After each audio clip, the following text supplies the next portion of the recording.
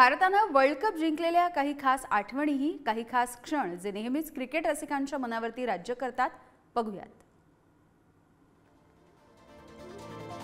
तर 1983 ला आपण वनडे मध्ये हा वर्ल्ड कप जिंकलेला होतो। 2007 मधला T20 विश्वचषक आपण बघतोय। त्यानंतर 2011 मधला हा वनडे मधला वर्ल्ड कप आणि 2024 मधली T20 ची मॅच आणि त्यातमध्ये भारत ठरलेला जगज्जेता।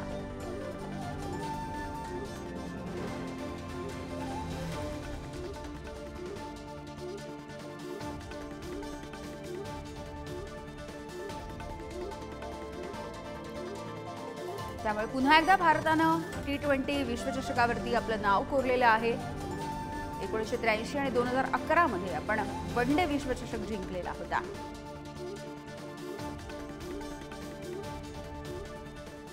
वर्ल्ड कप जिंकल्यानंतर कॅप्टन रोहित शर्माची T20 क्रिकेटमधून निवृत्ती घेणार असल्याची घोषणा करण्यात आली आहे। तर विराट कोहलीने सुद्धा T20 क्रिकेटमधून निवृत्त होत असल्याचे संकेत दिलेले आहेत आणि हा माझा शेवटचा T20चा वर्ल्ड कप होता असं विराट कोहली काल म्हणालेला आहे।